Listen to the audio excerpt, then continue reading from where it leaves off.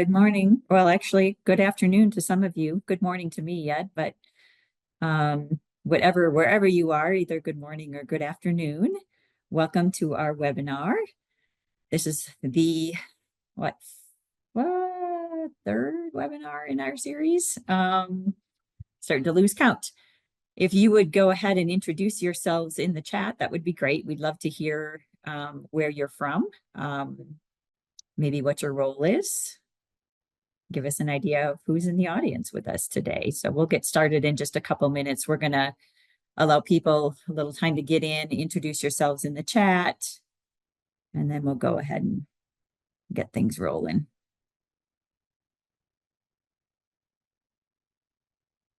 Hope everyone's having a good afternoon on a Friday. Hopefully this will kick off a nice weekend for you. It's a morning. Yes, it is a morning. For some of us, it's morning. For some of us, it's the afternoon. So welcome. Let's see, we have Jennifer, welcome. She introduced herself in the chat. Thank you for that. Others, if you want to put your name and where you're from in the chat, that would be great. We have some dynamic panelists with us today, so we're excited to share some things that they're doing in different, actually opposite ends of the country almost. We have guests from Ohio and guests from Arizona, so represent all ends of the country this morning. Okay, well, I think we'll go ahead and get started as more people are logging in. Again, feel free to put your name in the chat and where you're from so that we have a good idea of who's with us today. I want to welcome you. My name is Jennifer Jaros-Rapp. I am the Vice President of Pathways and Partnerships with CORD. Some of you may be familiar with CORD, some of you may not, but CORD is a national nonprofit. We've been in business for about 45 years now, mostly with the career and technical education field, adult education, education in general, focusing in career pathway design and workforce development in STEM and other technical related fields most often. A key component of CORD's work is helping educators and employers work together to build the community's talent pipeline. So today's conversation is the third in a series of webinars focusing on insights and actionable strategies for building pathways that align with industry needs and support learner success. Our featured topic today is that pathway alignment. So we're excited to have our panelists with us today, some educators from different parts of the country, as I mentioned, to share how they leverage each other's expertise and resources to create these dynamic, innovative career pathways. As I mentioned, CORD has been in business for about 45 years, and we are celebrating our 45th anniversary this year. And you can see by the 3 bullets on the slide what we really pride ourselves on: connecting the classroom to the workplace through contextualized and cross-disciplinary instruction, designing those seamless pathways from secondary to post-secondary to career, and that includes adult education as well, and then facilitating industry education collaboration to ensure that America's technicians are globally competitive. We know that there is a huge need out there for technician level employees, and we really like to toot the horns of our great community colleges that we have and the career pathways that lead into and out of those pathways. Is also a part of NCPN. CORD established NCPN. It was originally called the National Tech Prep Network in 1991, for those of you that have been around for a while. And for 33 years, our network has been offering conferences, workshops, and publications to facilitate the exchange of promising practices and innovation, which leads me to the very next slide, which is all about our upcoming NCPN Connect conference, February 26th through the 28th in fabulous Austin, Texas. A great time to be in Austin. This is an opportunity for educators, employers, workforce development leaders, and community partners to come together to network and learn from each other about how to build these career pathways that foster individual economic success, business growth, and community vibrancy. So I hope that you will be able to join us this year in February. We had in the past always had our conference in October. So this is the first year that we're launching it in February. We're hoping that you'll all be able to join us this year. Go to our website for more information about that, as well as these slides. After the webinar, we will be sharing these slides. So you can also use these slides to access the website for that conference. Our webinar today, as I mentioned, is all about designing career pathways. We have structured our work around a framework for career pathway alignment. You can see that on the screen in front of you. So over the past 10 years, CORT has led numerous technical assistance projects at the national level for the Department of Education and the National Science Foundation to test practices for supporting rapidly changing workforce demands. And we know those are getting moving more rapidly all the time. The three components you see up here on the screen, engaging employers, designing career pathways, and supporting completions, have really been the lynch of all of this. We have found that it is necessary to have all three of those components in place to really create these dynamic career pathways that are necessary. This features an industry-informed career pathway ecosystem with a continuous feedback loop, and it places the evolving skill and personal support needs of a community's learners front and center, as you see with the little person in the middle of this graphic. Most importantly, it leverages the unique strengths and resources of partners from across the community. So the NCPN Connected webinar series, which we're in the third of today, is an opportunity to learn more and hear directly from practitioners in the field about how they are engaging in each of the components of the framework. Today's webinar, as I mentioned, is going to focus on these seamless career pathways that support learners of all ages and skill levels, built on stackable credentials that align between post-secondary, secondary, adult education, and employment opportunities, and those that are collaboratively developed by educators and employers. And we're excited to have the panel with us today who are going to share exactly what that collaboration looks like at their particular agency. Before we jump into the panel, we wanted to start with a little poll. Those of you that have been with us on the other webinars know that this has been a standard practice for us at the beginning of each webinar. So Liz, if you'll go ahead and launch that poll for us, maybe we can have everyone respond to the question of how how you characterize your organization's efforts in developing seamless pathways across the ecosystem. So what does it look like for you? Where are you in the process?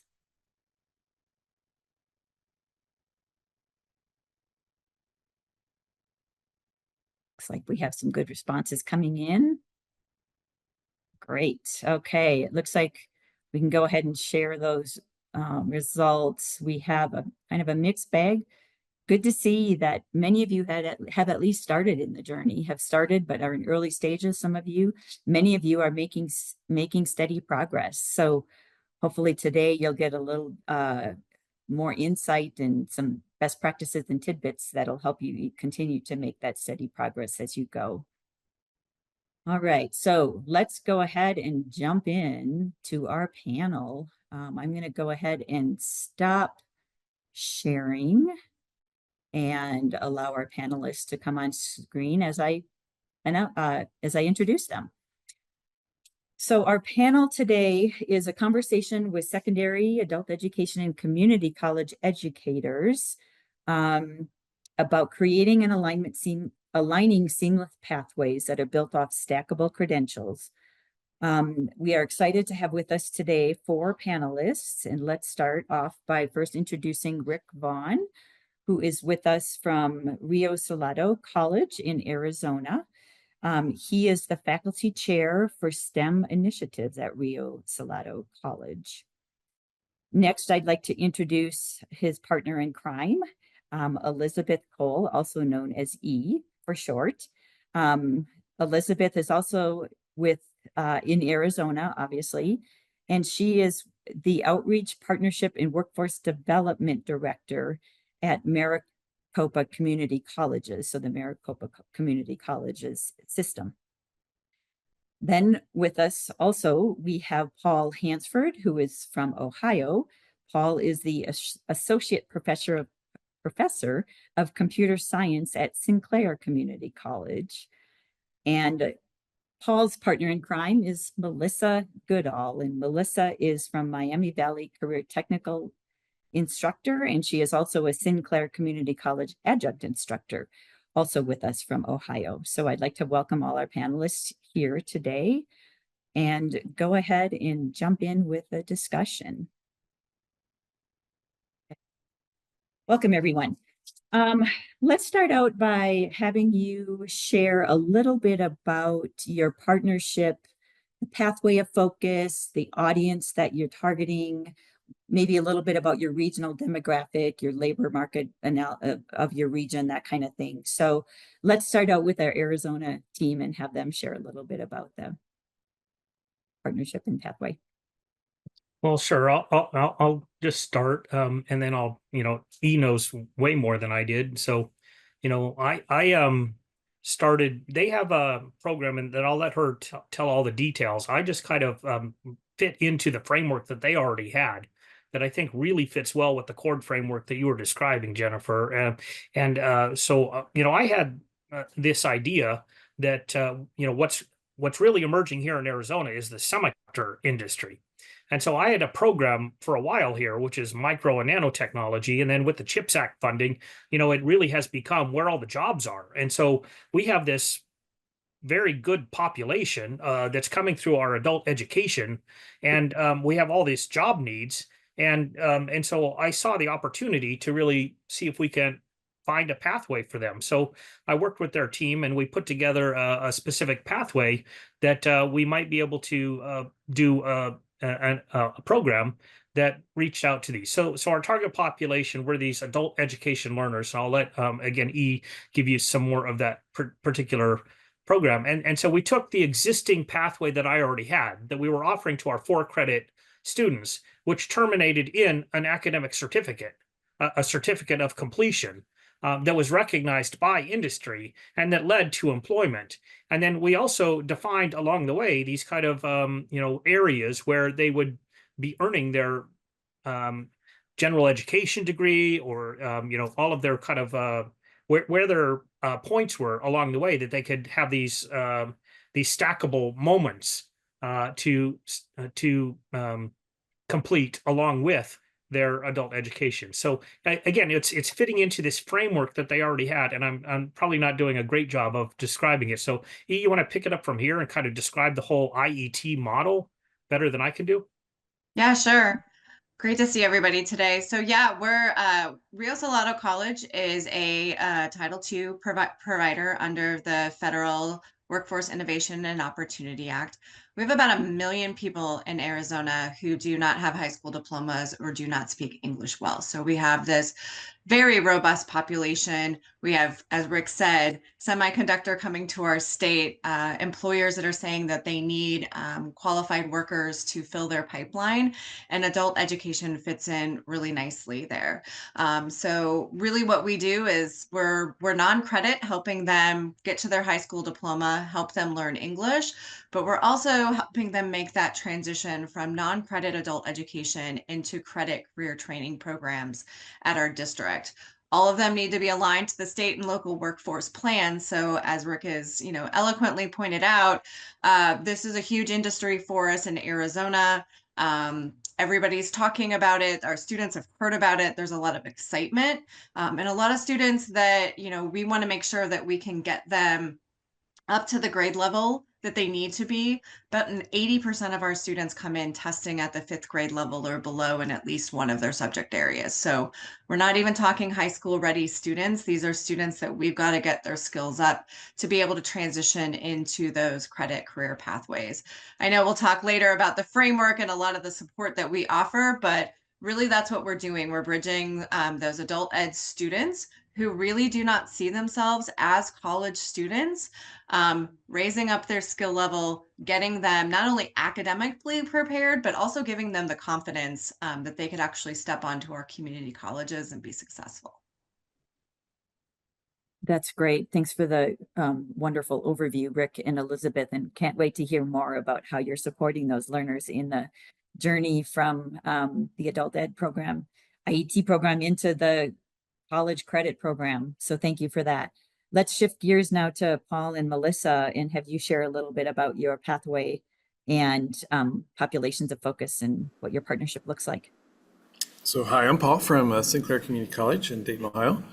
And when I jumped into our program, it was a data analytics program, and it was a 1-year short-term certificate. And it was attracting more the ed traditional students from 26 to 99, whatever, and somewhere in between there. Whenever I stepped into the role, I brought an associate's degree. And then we began creating stackable certificates. And one of the things that I noticed was that we were missing traditional students. So a grant was created, and we started focusing on trying to create a pathway designed to attract those high school students into college in maybe an area that they weren't very aware of. And so it's more of a high-tech type of role because it's data analytics, and data leads also to really headline taking news like AI. So working with high schools, we began running workshops to train up high school teachers. And we found that just because you train high school teachers doesn't mean that they can adopt those courses. Even when you build those courses out and create the certificate, you also have to look at things like who's influencing those decisions at the high schools, so curriculum directors. So we've had to do some shifting over time. Another thing that we've done successfully at the college level is running contests, and that works pretty well over the weekend and things like that for the college students. But because high school students and their needs are very different, we've had to shift those type of programs as well. So anyway, I'll let Melissa talk a little bit about what she's done to support those high school students into our pathways. Thanks, Paul. I'm Melissa. I've been teaching for 25 years. And for the last several years, I've had my program aligned to a Sinclair short-term certificate. So I've been teaching what we call the fast track programming certificate. Because I'm an adjunct, I can bring those college classes down to the high school. And some of those classes actually align to our state mandated end of course tests that we refer to as web exams. So that makes a nice connection when I can give them a high school web exam and they're also gaining college credit. When Paul approached me about bringing in the data, it was a natural fit because my kids were already doing a lot of programming, and Python was one of the ones that I wanted to bring them into. So I worked with Paul, and we came up with some data analytic workshops, modules for the kids, and then we transitioned that to teachers. And one of the things that I learned was I just assumed that the teachers that were coming to the workshop would have at least had experience using Microsoft Excel, or Google Sheets. So I designed materials that would fit that. And that was the first thing we discovered is not every teacher is familiar with Google Sheets or Excel. So we know now we have to go back and account for that. If we're going to have the teachers actually teach the material, we need to go back and teach them just, the basics there. But it's a really good program. And my kids are doing a high school data jam. When they did the college level data jam, because my kids are both college and high school, I kind of stuck my kids in the back door to compete with the college kids. And I thought they did really well. So what we decided is they're partnering with the Data Jam company because their mentors are already vetted and background checked and everything. So my kids are doing the Data Jam in combination with a NASA project that I have them working on every year. So they're doing the data analytics to support the prototypes they're building for the NASA program that we do. And I think they're doing pretty good. Thank you. Yes. I loved how both of you, the program in Arizona and in Ohio, you're really exposing these populations, adult educators, adult education students, as well as high school students, to these emerging technologies that sometimes they feel it's out of reach to them, but you have shown them otherwise, right? That even at a high school level and adult education level, these emerging technologies are very much available to them, and a very lucrative career within them is very possible. So kudos to you for doing that work. I'd like to transition a little bit now to talk about what makes your students successful in these programs. Again, you're working with different populations. You have community college students who are involved in programs that are industry informed, and they earn that industry credential and the college credential. And you're bringing in these other populations. And I'd love to hear a little bit more about how you're supporting those other populations as they grow in this career pathway. So let's start with the Ohio team this time.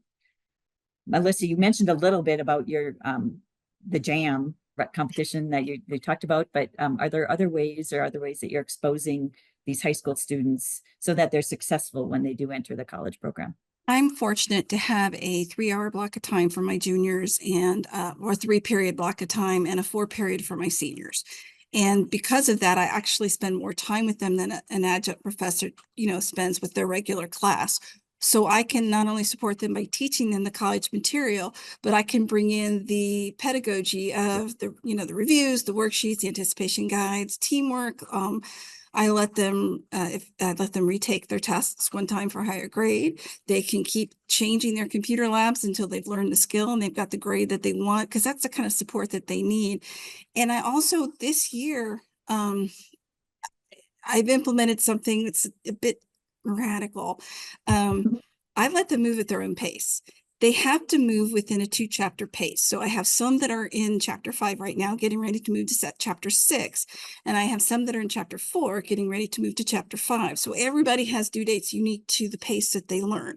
So that's different. I also no longer give the traditional multiple choice true false exams. All their exams are skill based. They have to prove to me that they have the skill for each learning outcome. And I let them use AI. I've given them a couple prompts where they're allowed to use AI as a study buddy. They're allowed to use it to brainstorm, and they can use AI to correct code that they've already written. And I found that giving them that scaffold really cuts down not just on cheating, but it really raises their comfort and their confidence that they can learn the material. I think it's important. Besides, they're going to be using AI when they graduate, so they might as well learn to use it, ethically. Yeah.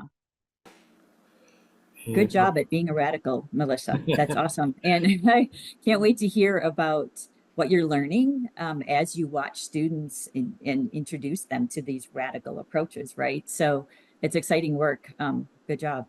Let's hear now from Elizabeth a little bit about how she's supporting the adult learners as they're going through this program.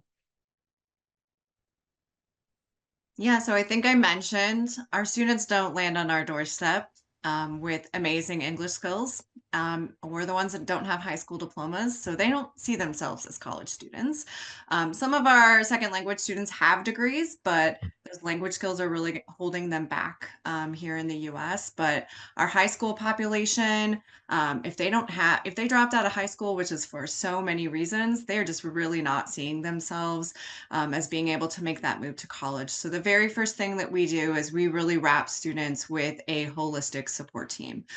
So we have success coaches on the front end that are really addressing those barriers that our students are coming into. And those barriers are vast. We're serving a really high degree of students that are unemployed. We're serving students who are low income. We're serving students who have families.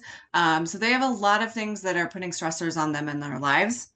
My role too is I oversee our college and career navigators. When I say we're bridging that credit to non-credit space, my navigators are really a part of that. They're coming in, working with the students, similar to Melissa, really getting to know them, know what their goals are, know what their career plans are, really starting to support where they want to go. But we're also that holistic support team's planting seeds along the way. So one of the first things we have them do in our program, we have a program aligned to the National Retail Foundation. It's very customer service based. Retail is the fourth largest industry here in Arizona. And every job our students are going to have, they're going to need customer service skills. So we start them there. It is outlined for prior learning assessment. So it's outlined to a credit college class in Maricopa. So that's really starting to show them you can do this. You really can be a college student, helping them pass the test. Many of our students don't even have the $40 to pass the GED exams, providing community support. We have a lot of local support that helps students pay for those exams to be able to get them there. And then I would say it's also our engaged ecosystem that we have. So this work is not work that we do alone. Our faculty member, Dr. Vaughn, is amazing, but we need a lot of local and community supports to wrap around these students. So that may be getting them food boxes, that may be getting them professional clothing that they're going to need to have on interviews. It spans the gamut, and we're not here to recreate the wheel. I'm here to go out and make those connections with our community and find out who does what so that we can leverage that support for our students. And then lastly, I'll say it is a lot about the scaffolding that Melissa kind of mentioned too, even for our students. We have to start them. We have to show them how things build upon one another, how they're getting skills. We're bringing in those 21st century skills, or what's now kind of being called durable skills, because they are not soft skills. They are something everybody needs, and really showing students the importance of those as they're moving forward. Those communication skills are going to be important when they get to their credit classes. How do they engage with Dr. Vaughn? Are they sending an appropriate email, or are they trying to put it all in, text messages and lower cases with emojis that, our faculty members don't really respond to very well? So we're teaching all of those critical supports to our students along the way. And again, hoping that they're getting little wins and we're showing them like you're making progress, you're moving towards your goal, and this team is here to support you. If Wow. I could add to my answer real quick, just Yeah, piggyback on go ahead. hers, that holistic Yeah. approach is incredibly important. I've got kids from very rural areas as well as very urban areas. I've got kids who have never tied a tie. They have never shaken a hand. They've never looked somebody eye to eye because they're all, they're this generation, they're all in their stuff. So you have to treat the whole student, and that's really important. And when I get my juniors, procrastination is one of the biggest things. So first quarter, I take assignments up until the last day of the quarter. Second quarter, they got to have them in by midterm or by the end of the quarter. Third quarter, max of 3 days late. And that's why I'm building those skills, requiring them to take notes. So I build those skills. So by the time I have them, my seniors, gotta love my seniors. They're awesome. They're actually sitting here right now, and they're just working, and they are very independent learners now. And I think that's important, because if we don't teach them those skills to be independent learners, especially in IT, they're not going to be successful in the job, because most of the stuff you work on in IT, you have to teach yourself. So yes, it's very important that you embrace the whole student.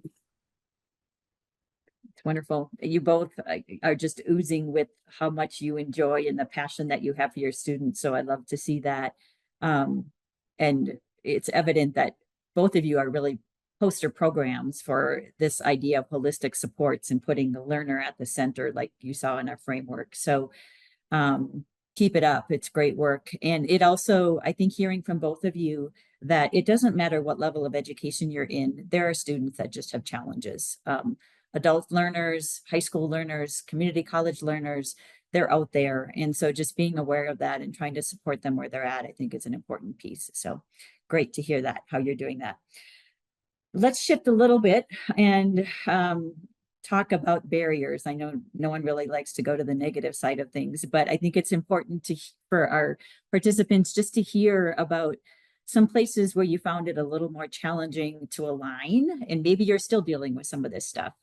But tell us a little bit about that, and let's start with the Arizona team this time. Maybe if I could start here, and I actually am going to start with the successes and maybe say that I think that our students kind of succeeded more than I thought they would in spite of me rather than because of, I think, some of those structures that Elizabeth put in place, or and her team really. And it was a team approach. I think that some of the things that she didn't mention was we had they actually met with they had two instructors in essence, and only one of the classes was me personally. We had instructors that I had hired and trained that were teaching the content, but they also had another instructor who was there with them along the way, and they met with them for what, 2 weeks in advance and sometimes 4 weeks in advance to teach them those 21st century skills to prepare them for the class itself. And so, even though, I came in with guns a-blazing and trying to, teach them all this hardcore math and everything, and, um, that preparatory and those wraparound services that she was talking about really was the saving grace. So the barriers were that I was bringing in the regular curriculum and expecting it to just kind of fit to this population. And I had to learn over time that I needed to adapt that. And so, one of the biggest barriers we found is in the first two cohorts that we did, we had this 4 different classes, and it took 6 months for these cohorts of students to get through these classes. And the first 2 were fine. They were just fairly low level. And, these students, I think E mentioned, they don't have great English skills. I would counter that they don't have great confidence in their English skills. I think their English skills are fine. They just don't have great confidence in their English skills. And so, we have, as you might see in a lot of classes, you have a lot of drop off in the very first class. But one of the successes we did see is that once they actually got through that first class, and we met cohort style. So they met every Wednesday or whatever day it was for 2 hours with their success coach.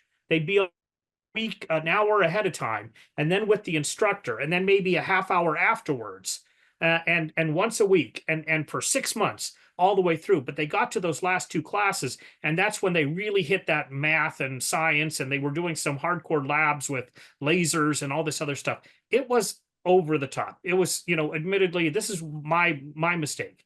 It was way too much for them. So that was one of the barriers, is that we hadn't actually adapted the curriculum level to the population that we had in front of them. And I'm not saying we should water it down. I'm just saying that we needed the curriculum that was appropriate for the audience that we have. And so we learned from that and we adapted. And so this semester we have a 1-course certificate pathway that's still preparing them for employment. They're getting through it in 12 weeks.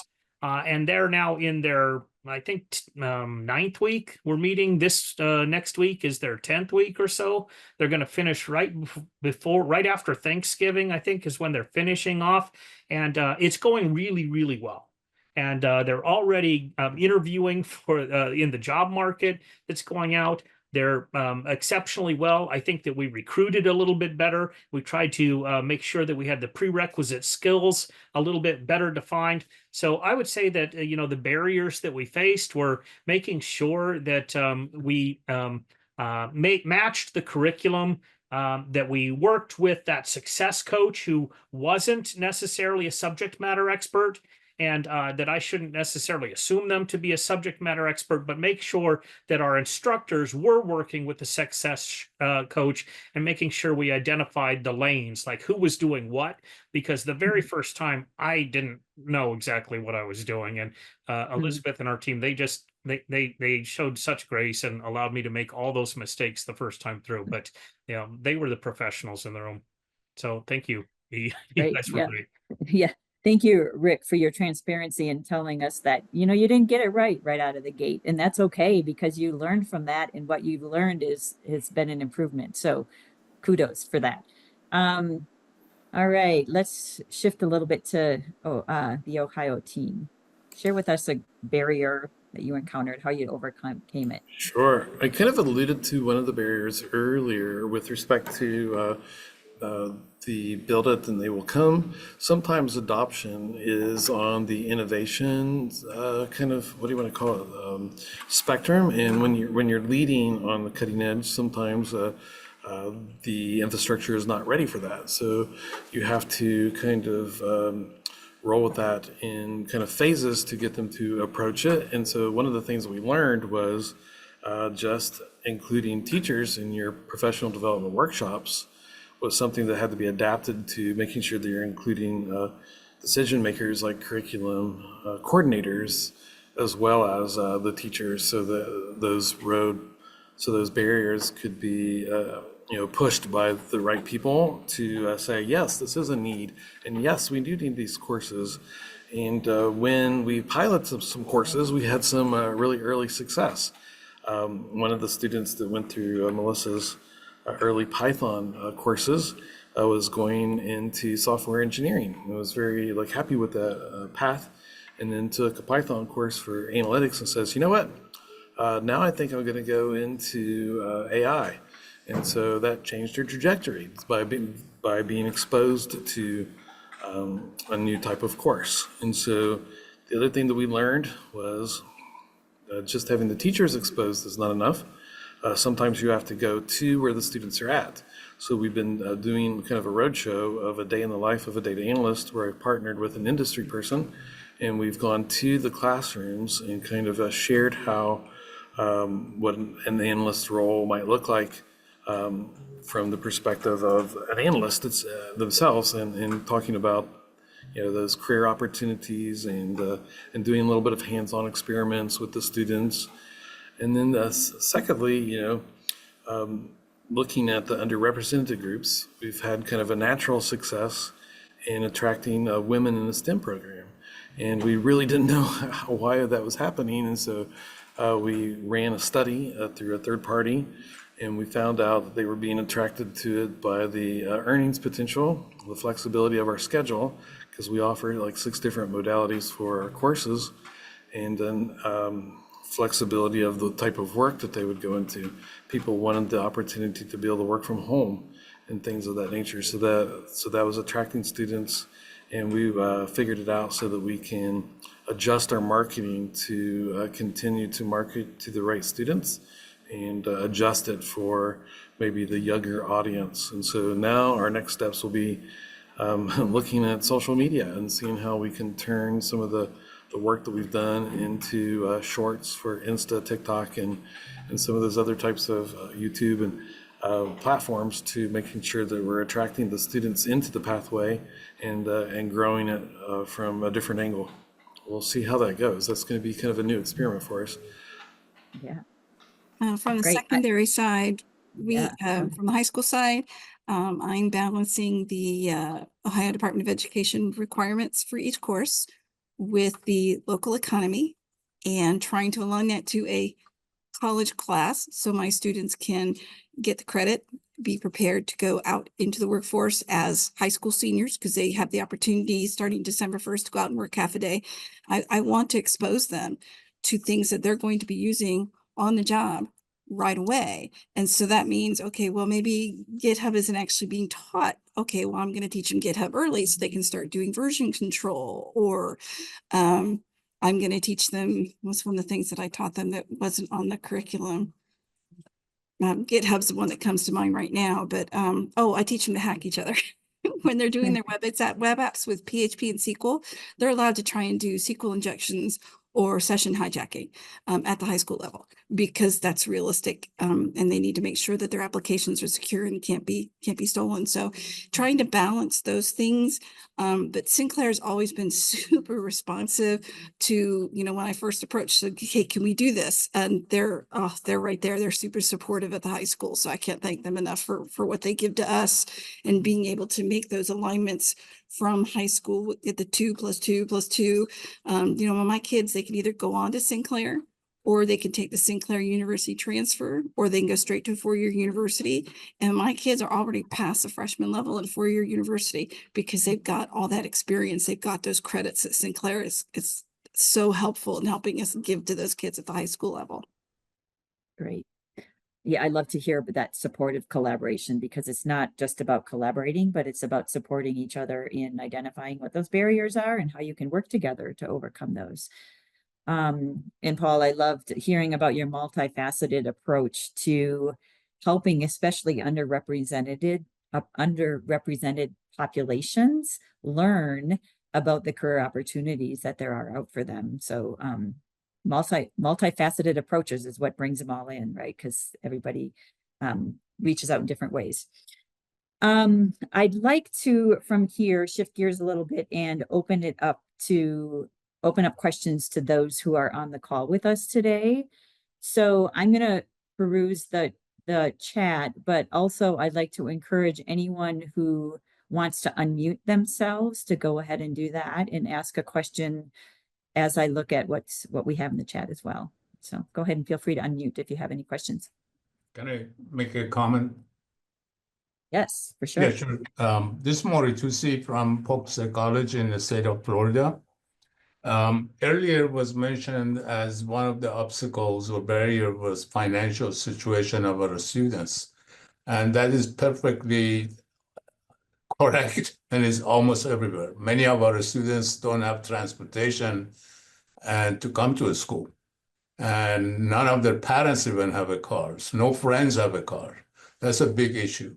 What we have done here, and that's what I suggest if everybody to consider doing that, get involved bringing professional society into your organization. We brought SME, Society of Manufacturing Engineers. It has several advantages. Number one, the students will have organized dinner with seniors who are already working in manufacturing. They become familiar with them. They get the tour. And also, SME provides a scholarship to students that they're needy. And we have been able to collect 1,000, 2,000, 4,000, even one of the students received $18,000 scholarship from SME. And these are tremendous help. And you can make a connection between your students and people who are working in manufacturing, who are the managers, who are the senior members of our society, a manufacturing society, and make it happen. So that's what my suggestion is. Great. Thank you for that. Yeah, that's great advice. I don't know if any of your panelists have a response to Well, that. one of the things we did with our class is we made it, every week on Wednesday, like I said, or whatever day it was. But we also made it through WebEx, and so the students didn't always have to drive to campus. So it was a hybrid. And so when we wanted to have a lab, we encouraged them to ride share or whatever. But it wasn't that they had to come to campus every week.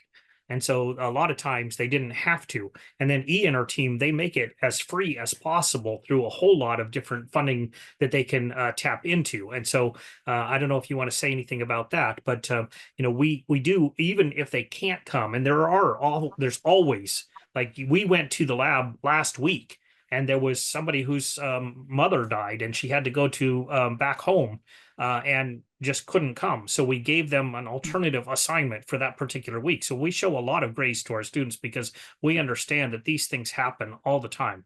And for this particular population.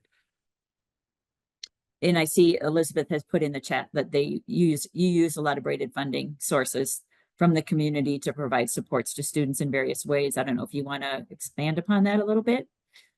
Yeah, I mean, of course, we're WYOA funded, so that's a large funding source for us, but I'm sure many on this call are in working with WYOA. It's not enough.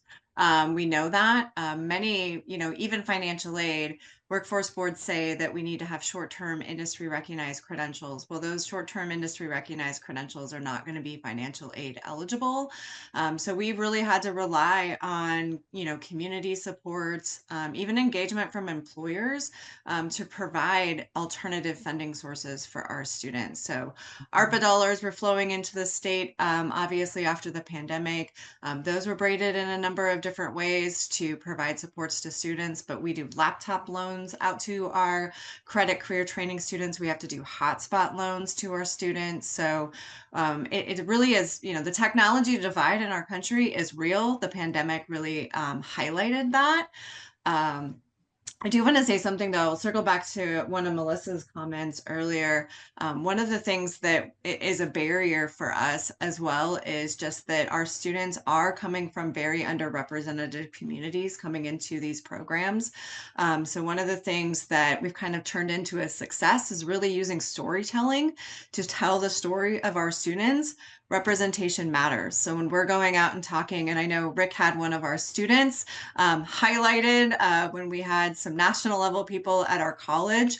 And I mean, this individual, I mean, the kid's going to run for office someday. I just know it. He showed up in, suit, and he had it just really was representing himself and his fellow students. He is a second language student. His brother was also in our program, but is an amazing representative. And what he does for us is talk to other students about why you want to engage in some of these pathways. Because when you're talking, I'm hearing the folks from Sinclair talk about, some of these really high tech industries, right? That a lot of these students from underrepresented communities don't have anybody in their family who have been involved with that. You really have to tell the story through some of your students that are going into those programs, or even through, just the lens of our female students. We're very heavily female in adult ed. And, going into some of these, what they see as traditional male jobs, really showing them. And we've used some things like virtual reality headsets where they can try things out in a less intimidating environment to really see themselves in that space. Yeah, and Rick's putting in the chat one of our students that was female that was in the semiconductor program. And again, she's a great spokesperson for our program to kind of reach back to her fellow students and tell them the why and the importance of coming up. Great.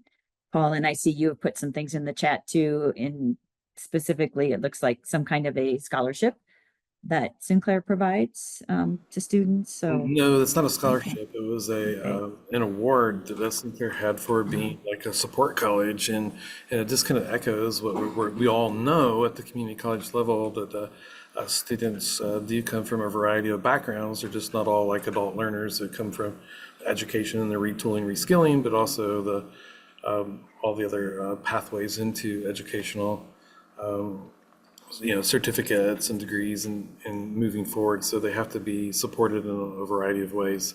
And, one of the stories, and, we love the stories, had a student that missed a couple of classes and reached out to the student and said, "Hey, what's going on?"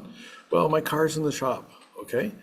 We have an ombudsman program, so we connected the student to the ombudsman, and she reached out and was able to acquire some bus tickets for the student and was able to provide transportation while their vehicle was getting. The students don't always know what support services that are available to them, and so there's lots depending on their needs and depending on what's happening. And as soon as we know what those needs are, and so I think it's being responsive to the students that are in your classrooms or within your reach or whatever, and trying to figure out, maybe not solving all the problems that, because I can't solve all the problems. I'm not qualified to do that, but I can reach out to all the departments and support systems that are in place to do so. And that helps to keep our students moving toward their completion so that they can complete the certificates, complete the degrees, complete the transfers and in and out of work and all the things that need to transpire. So it's the work with all those wraparound services that make the faculty work, enabled, I guess. And so, I would just want to echo the things that Elizabeth was saying, how important that was to the success of the students, no matter what the pathway may be in the alignment. we did have a question in the chat from Dave, and it says, "Can you describe the institutional structures and how they operate that allow a seamless non-credit to credit pathway?" Number one, and then also, how do academic affairs, student affairs, and advising, workforce development, and career services work together to help students as they through the scaffolding career pathways you described? So what do those other entities look like in all of this? I'll let Elizabeth tackle most of this, but I will, if that's all right, E. And I'll just kind of start by saying Rio Salado is kind of a different place, and we have 23 residential faculty, and we are just, all the faculty are on the same floor as the administration, and collaboration is our middle name. I don't know. We just are built that way. So there is no us and them at Rio. It's just how we operate. And so, it's in our culture. I'll just leave it at that. Yeah, I think I mentioned in the chat, Rick and I are actually on opposite sides of the house. So he's on the academic affairs side and I'm on the student services side. Rio really is a different model, but we not only work with our own college, but we work with the other colleges in our district, which tend to be a more traditional model as well. The way we kind of did this was we built programs at Rio that were showing some viability, right? So we had our faculty supporting us, but we also aligned ourselves to the strategic enrollment management plan with our districts, saying that you want these students on your campus. We were founded as open, institutions to bring in students, and I have that population of students. In our adult ed program, we serve well over 6,000 students a year. So we are kind of like a small microcosm of our larger college that's serving well over 40,000 a year. So our plug to our college district was we can get them on your campuses. And the way we do this is through, yes, what Jennifer mentioned is, under the federal law, IETs are integrated education and training. And if you're not familiar with that, it really is like the CTE model in high school. So we're basically telling our faculty, you operate the credit class, we'll get students up to that level. And then we're going to offer them those wraparound supports to make them successful. So that is how we're bridging that gap between non-credit to credit. But we're also working with other programs in our district that are also not like traditional credit model programs, that they are like clock hour programs over at Gateway Community College. We're trying to do what's best for our students. And again, out of that 6,000, we recognize early, not all of them are going to go to Rio. I always, have a legion to my home school, and I want them to be Rio Salado students, but we also knew that we need to do what was in best interest of our students and expand that. Just career services, I'll touch on that just quickly. It's partnerships. I can't do everything on my own. I do career services for my students and, in a certain way, because I have outcomes I need to meet for my grant. But I also rely on our larger college career services structure to kind of provide more of like the big picture career services and sharing those like webinars and things with our students. And then I have more of the ability to deep dive with them on, okay, now you are in Rick's semiconductor program. We need to really talk about what does a technical resume look like for you. You might have learned like broad resume stuff. Now we're going to dig into the deeper stuff. So trying to really find whose lane is what and not to duplicate things has really helped us bridge the gap in our colleges between the different areas. Yeah, I like that. Whose lane is what and not to duplicate. That's great. Paul or Melissa, did you want to add anything? I put my comments in the chat. I can't speak to how it works at the college level, but here we actually have a Sinclair advisor on campus twice a week. So the kids can make an appointment to go talk to them at any time, even if they don't plan to go to Sinclair. They can still talk to the counselor to get advice on how to prepare for college, as well as, the normal high school counselor. We have yearly meetings with the course designers that tell us what changes they're making to the courses so that we can look and see what changes that may have come through for our curriculum. And we talk it out and we try and balance that so that we're always kind of, everybody's, together. We make sure that pathway is seamless. So if the kids don't really want to stay at Sinclair, but they want to have their credits transferred, they get that $3,000 scholarship that Sinclair offers. They can take that and they can use it on any career pathway, or they can use it on the university transfer program, which then gets them from high school to college to the 2 years at Sinclair onto the university. And they don't have to pay for the credits. They take a my class. If they have that $3,000 scholarship, that's $1,500 a year for the first 2 years at Sinclair. I've got a young lady who, between my class and all the College Credit Plus classes she's taking at the high school level, she will graduate with her. She'll graduate 3 classes shy of her associates and have no college debt. So it's really nice the way that they work that out. We would just work together. Love that. Anything else, Paul, before we move into our last question of the day. Was having trouble with my mute there, but just to, I mean, that's like, it's kind of normal for Sinclair to think through that. And I think that we've had, at our last graduation, more than 75 students that are still in high school and already have their associate's degree, sometimes before they're even graduating with their high school degree. And so, you know, a large portion of our student population is that dual enrollment population. And there's other populations as well, but the ones that I'm focused on are more the traditional path from high school to college. So that's all I'm going to say for that for right now. Yeah, great. Okay. I also want to just make note that the chat's been active, so pay attention to that. We will in the follow-up also be including the chat, but there has been some correspondence happening back and forth between the panel and others in the chat. So thank you for that. We just have a few minutes left, believe it or not. I think we could spend a lot more time talking to these great individuals on our panel. But I want to end with one simple, maybe not simple, but I'd love to hear a simple, direct answer from each of you since we only have 4 minutes left. What piece of advice would you give to educators who are either trying to enhance, align their pathway, or even just start building a pathway that aligns across levels of education? So who do I pick to go first? Let's have Paul go first since you unmuted yourself. And something that we haven't talked about too much that I just saw in the chat was leveraging those employee relationships.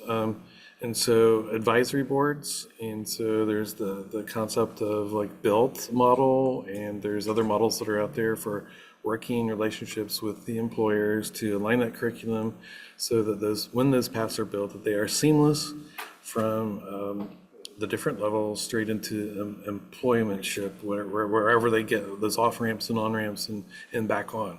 You know, we want to try to encourage the students to make sure that they're skill ready is one of the things that Melissa alluded to, and I think Elizabeth alluded to as well. Not just the skills they need to be successful, those hard skills, that will get them hired. But we also know that the durability skills are the key to making sure that they have advancement in those career areas and ensuring that they don't get fired, right? If you don't communicate well, you may not last as long as you need, you know, to support your family. So all those things are critical. Okay, So thank you. I would say the biggest advice is it's the whole ecosystem, but don't leave out the employers for sure. Perfect. Thank I'll you. make Great mine advice. very quickly. Always keep your Yeah. students in mind. Keep their future in mind because you're not planning for your future. You're planning for their future. And especially if they're in high school, it might be what you're teaching them now might not be relevant 4 years from now. So keep them in mind. Whatever you're doing, however you align it, they come first. Great. Thank you, Melissa. And let's go to Elizabeth and Rick. Which of you want to share first? I'll open it up. I'll go. Mark, by the way, I'll probably see you at Arizona Photonics Days because I go down there regularly, and yeah, my brother works for Raytheon also. But I agree with Paul. I think that the webinar, if I remember right, 2 weeks ago, was specifically about the business industry kind of connection and how important that was to this conversation. And I will say that that's why we've revised our curriculum 3 times over the past 2 years, it seems. And really that, you know, part of the 6 months down to 1 class was not just to make it easier on the students, but it was specifically at the request of the industry, who is constantly at the table with us all the time. And, you know, even though we didn't have a chance to tell that story here today, but advice for people that want to get involved with this, I don't know. It was just a matter of raising your hand and actually just saying, yes, I want to try something, and being open to the possibility of that, because we have a great team, and I didn't even know all that they did until I just kind of opened my, just raised my hand and said, you know what, I want to learn about this, and I wasn't afraid to fail. And that's all I'd say is just give yourself a chance and don't be afraid to fail. Great. Melissa, close us out real quick. I'm sorry, Elizabeth. Yep, sorry. Wrong name. It's all good. Yeah, I think that I can probably just tack on to what Rick said. Like he has been our partner in crime. We kind of view this as how can we get into good trouble. We've talked about ecosystems, even to some of the chat in there about, you know, employers. And part of what we've had to do in Arizona is break some ecosystems that were not working, and really bring people together and say, hey, I know we're trying to fix this pipeline, but there's really more skin in the game that everybody needs to have at this table, to make this work. Relying on, I'm sure most of you are working with workforce boards and all of that too. Like, there's a lot of traditional models out there, but there's a lot of that stuff that's not working well. And being okay, I think, as Rick said, to stand up and say, hey, maybe this isn't working so well, and can we have that conversation? That's for us as educators. That's, our student feedback as well. And it really is going to take all of us in this space. I was at a conference, and there's a lot changing nationally, right? No one's coming to save us. It's people like us that are going to have to figure this out, right? We're going to have to figure out the solutions. Love it. Well said. All of you, well said. I love your attitude of just, let's do this, give it a chance, be okay with failure, learn from those failures, keep moving forward. So great panelists today.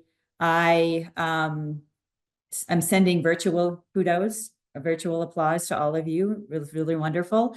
I did want to share one last slide that has our remaining webinars of the series. We are going to take a break for the holiday season, come back in January, and focus on that holistic supports and removing barriers and supporting that credential completion. We learned a bit about that today. We're going to dig in even more in January. And then in February, we're going to just kind of do a recap of all that we've learned about in this webinar series, and then culminate, of course, in February 26th to the 28th in Austin, Texas at NCPN. So I hope we can all come there and continue these conversations. Again, thank you all, panelists. You were wonderful. Great feedback, great advice. And I look forward to engaging with you in future endeavors, hopefully. Thank you all.